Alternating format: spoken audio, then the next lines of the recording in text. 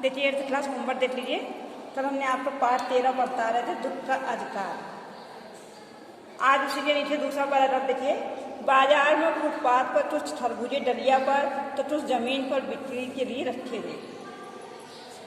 एक बूढ़ी माँ थी जिसका बेटा जो था सांप के डस लेने से उसके बेटे की मृत्यु हो जाती है।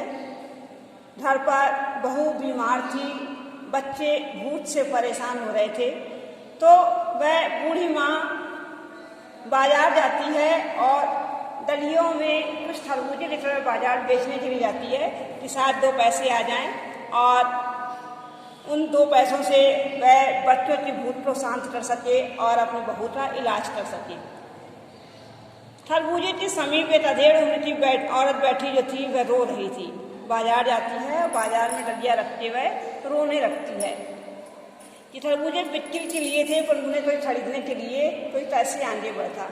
वह बेचने के उद्देश्य से आई थी, लेकिन कोई भी उसके खरबूजे जो था वह खरीद नहीं रहा था।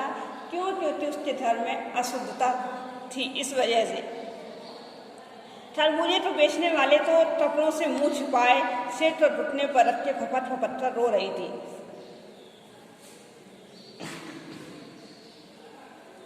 वह बूढ़ी माँ जिसका बेटा 1 दिन पहले मरा था, आज वह बाजार में खरबूजे बेच रही थी। वह बहुत ही दुखी थी। उसी दुख के कारण वह अपने मुंह को छिपाए बहुत अधिक रो रही थी। पड़ोस की दुकानों के तख्तों पर बैठे या बाजार में खड़े लोग घृणा से उस स्त्री के संबंध में बात कर रहे थे। बहुत अत्यधिक करीब थी। आसपास बाजार में जो लोग बैठे थे वह उसे नफरत की दृष्टि से देखने लगे और तरह तरह की उसके लिए बातें कह रहे थे। उस स्त्री का रोना देखकर मन में एक व्यथा से उठी, पर उसके रोने का कारण जानने का उपाय क्या था। लेखक कह रहा है कि मेरे मन में बहुत विचार आया और उसको देखकर एक मेरा हृदय जो था करुणा से भर भी गया था। उसका उपाय उससे रोने का कारण पूछा। फुटपाथ पर उसके समीप बैठ सकने में मेरी पोशाक की व्यवधान बन खड़ी होती, लेकिन कह रहे हैं कि फुटपाथ पर अगर हम उसके पास में बैठते हैं तो मेरे जो वस्त्र थे वह एक बाधा बन रही थी। एक आदमी ने घृणा से एक तरफ थूकते हुए कहा कि क्या जमाना है, जवान लड़के को मरे पूरा दिन नहीं बीता और ये बेहद दुकान लगाकर बैठ रही है। एक आदमी ने नफरत से देखते हुए कहा और उसी तरफ थूका भी।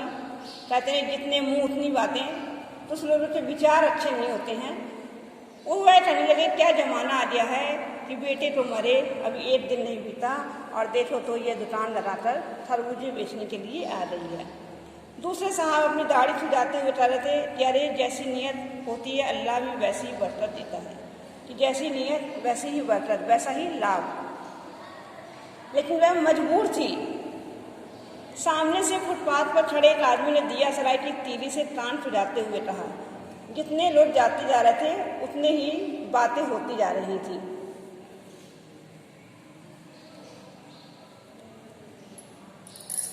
सामने के फुटपाथ पर खड़े एक आदमी ने दिया सराय की तीली से कान खुजाते हुए कहा, अरे इन लोगों को क्या है, ये कमीने लोग रोटी के टुकड़े पर जान देते।